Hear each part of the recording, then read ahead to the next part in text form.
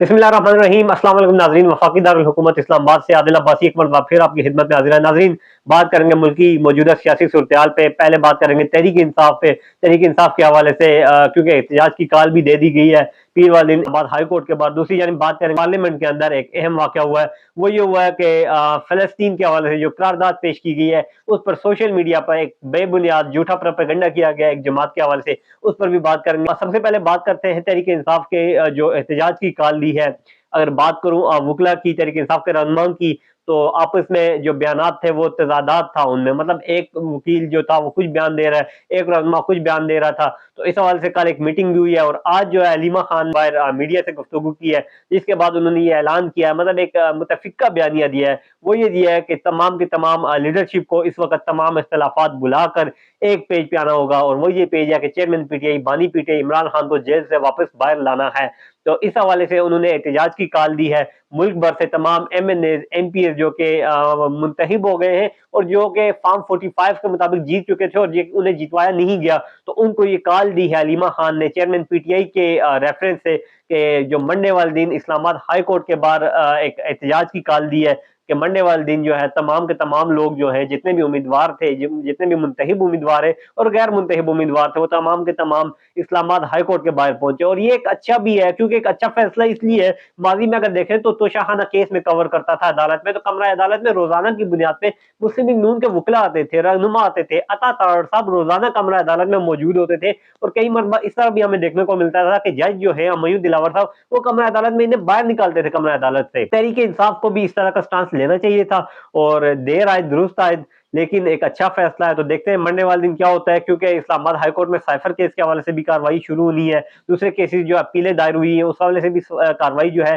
वो शुरू होनी है। तो देखते हैं तहरीक इंसाफ किस कदर इस्लामाबाद हाई कोर्ट के बाहर एहतजाज करती है और क्या कामयाबी समेटती है। दूसरी जानिब नाज़रीन, बात करें मोहसिन नकवी साहब की, फैसल वावडा साहब की, जो कि एक बड़ी पार्टी के उम्मीदवार नजर आ रहे हैं। अगर सियासी पार्टी की मैं बात करूं तो किसी भी सियासी पार्टी से मोहसिन नकवी और फैसल वावडा का कोई ताल्लुक नहीं है। एक आजाद उम्मीदवार की हैसियत से उन्होंने सेनेट के कागजात वसूल किए। जैसे कि आप सबको पता है कि सेनेट के इलेक्शन हो रहे हैं और इलेक्शन की आमद है सेनेट की, तो फैसल वावडा और मोहसिन नकवी साहब ने सेनेट के भी कागजात वसूल कर लिए और जमा करवा दिए। अब समझ नहीं आ रहा कि मुस्लिम लीग नून और पीपल्स पार्टी के जो लोग हैं, जो अरकान है, जो मेंबरान है, वो कैसे इन दोनों को वोटें देकर जितवाएंगे। मतलब वो जो दो लोग हैं जो जिनके उम्मीदवार हैं वो किसी सियासी जमात से ताल्लुक नहीं है उनका, मतलब वो एक गैर सियासी जमात के उम्मीदवार नजर आ रहे हैं, क्योंकि उनका किसी भी सियासी जमात से ताल्लुक नहीं है, आजाद उम्मीदवार है। तो आजाद उम्मीदवारों को कैसे वोट देंगे मुस्लिम लीग नून के लोग और पीपल पार्टी के लोग? देना तो मजबूरी है, और ये लोग देंगे भी। तो फिर इनसे सवाल तो होंगे कि आप लोगों ने एक गैर मुंतहिब लोगों को कैसे सेनेटर बना दिया है। नकवी साहब की तो किस्मत पे हैरानगी हो रही है कि कैसे मोहसिन नकवी साहब जहाँ जाते हैं कामयाबियों के पंजे गाड़ते हैं। चेयरमैन पीसीबी बना दिया गया था, वजीर आला पंजाब बना दिया गया था, अभी वजीर दाखिला बना दिया गया था, और अभी सेनेटरशिप भी वो उसके लिए भी कागजात जमा करवा दिए गए हैं उनकी तरफ से। तो देखते हैं क्या होता है। लगता यही है कि पीपल्स पार्टी और मुस्लिम लीग नून जो है वो मोहसिन नकवी को कामयाब करवाने में अहम किरदार अदा करेंगी। तीसरी बात, अहम बात जो है, गुज़िश्ता रोज पार्लियामेंट में एक करारदाद पेश की गई फलस्तीन के हवाले से, इसराइल के अगेंस्ट करारदाद पेश की गई। और करारदाद में ये कहा गया जी, करारदाद पास होने के बाद ये कहा गया कि तहरीक इंसाफ की जानिब से पार्लियामेंट में, ऐवान में इस करारदाद की मुखालफत की गई है और यहूदी लॉबी का साथ दिया गया है। तो यकीन करें फेक न्यूज़ है। मैंने बहुत सारे लोगों से जब मैंने ये न्यूज़ देखी, उन्होंने शेयर की हुई थी, तो उन्हें भी यही कहा, क्योंकि वो वीडियोज़ मौजूद हैं। और सबसे बड़ी बात, आप सबको पता है कि जो बंदा करारदाद पेश करता है तो वो पार्टी उसे सपोर्ट करती है। मतलब अब पहला सवाल ये है कि करारदाद पेश किसने की है असेंबली में? करारदाद पेश करने वाला कौन है? करारदाद पेश जनाब असद कैसर ने पेश की है, और जो करारदाद है वो फलस्तीन के हक में थी और इसराइल के खिलाफ थी। और ये करारदाद कौमी असम्बली में जनाब असद कैसर ने पेश की है, जिनका ताल्लुक पाकिस्तान तहरीक इंसाफ से है। अब मुझे यहाँ पे आप ही समझाएं, आप इस सवाल का जवाब दें कि तहरीक इंसाफ ने जिस करारदाद को पेश किया है, तहरीक इंसाफ के जो रहनुमा है, मेंबरान असम्बली है, वो क्यों इसकी मुखालफत करेंगे? उन लोगों ने तो इसके हक में फैसला देना था और इसके हक में वोट देनी थी, और वो दी भी है।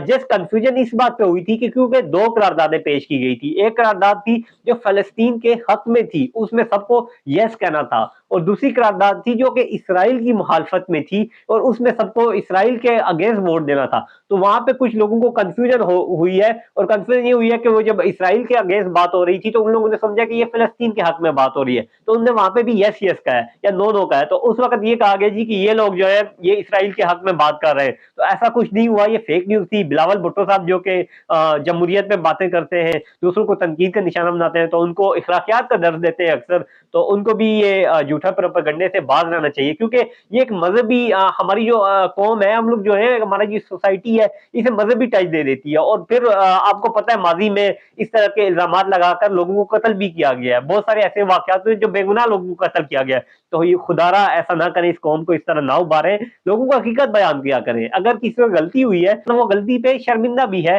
تو پھر اسے معاف کرنا چاہیے، کیونکہ قرارداد پیش کرنے والے کیسے قرارداد کی مخالفت کر سکتے ہیں؟ تو یہ ایک فیک نیوز تھی، کل کافی لوگ اسے شیئر کر رہے تھے، ان تمام لوگوں کو بھی یہی پیغام ہے کہ جب بھی کوئی نیوز شیئر کیا کریں تو پہلے تحقیق کیا کریں کہ آیا یہ حقیقت بھی ہے یا نہیں، فیکٹ پہ مبنی بھی ہے یا نہیں، تو فیک نیوز سے سہارا نہ لیا کریں، ہمیشہ وہی نیوز پھیلایا کریں جس سے آپ مطلب ایک کریڈیبلٹی ہوتی ہے نیوز کی۔ یعنی اگر بات کروں اڈیالہ جیل کی، کپتان کی، تو کپتان جو ہے اڈیالہ جیل میں ڈٹا ہوا ہے، میں تو گزشتہ ہفتے ایک بات کی تھی، کپتان صاحب ڈٹے ہوئے ہیں، ہار نہیں مار رہے ہیں۔ گزشتہ رات نجم سیٹھی صاحب ہے، سخت ترین مخالف تھے کپتان کے، ماضی کے سخت ترین مخالف تھے، وہ عمران خان کے حق میں بیان دے رہے ہیں، وہ یہی کہہ رہے ہیں جی کہ وہ نہیں ڈٹا ہوا ہے، وہ نہیں ہار مان رہا، تو یہ سچ ہے جناب کہ کپتان جو ہے وہ ہار نہیں مان رہا، اس سے ملاقاتیں کرنے کے لیے ترلے کیے جا رہے ہیں، منتیں کرنے کی جا رہی ہے، لیکن وہ ہار نہیں مان رہا، وہ یہی کہہ رہا ہے جناب کہ جو ہمارا مینڈیٹ تھا وہ واپس دیں، دودھ کا دودھ اور پانی کا پانی، ہماری حکومت بن جائے گی۔ تو دیکھتے ہیں کیا ہوتا ہے، سختیاں تو ان پہ کی جا رہی ہیں۔ اڈیالہ جیل کے باہر آج کی اگر میں بات کروں تو آج ہم نے دیکھا کہ اڈیالہ جیل کے باہر جو ہے وہ خاردار تالے لگائی جا رہی تھی، اور سیکورٹی کے نام پہ، اس سیکورٹی کے نام پہ جو دہشت گرد گزشتہ 2 مہینے پہلے جو گرفتار ہوئے تھے ان کے نام پہ جو ہے وہ تارے لگائی جا رہی تھی کہ اڈیالہ جیل میں سیکورٹی کا خطرہ ہے، تو یقین کریں ایسا کوئی خطرہ نہیں ہے، کپتان کو وہاں سے شفٹ کرنے کی تیاریاں ہو رہی ہیں، اور وہ تیاریاں بقول نجم سیٹھی اس لیے ہو رہی ہے کہ کسی دوسرے مقام پہ لے کے، سیف پلیس میں لے کے وہاں پہ جا کے اسے ملاقاتیں کی جائیں گی اور اسے منتیں کی جائیں گی، ترلے کیے جائیں گے، تو دیکھتے ہیں کیا ہوتا ہے، انشاءاللہ اس حوالے سے بھی آپ کو اپڈیٹ کرتا رہوں گا۔ عادل عباسی کو اجازت دیجیے، اللہ حافظ۔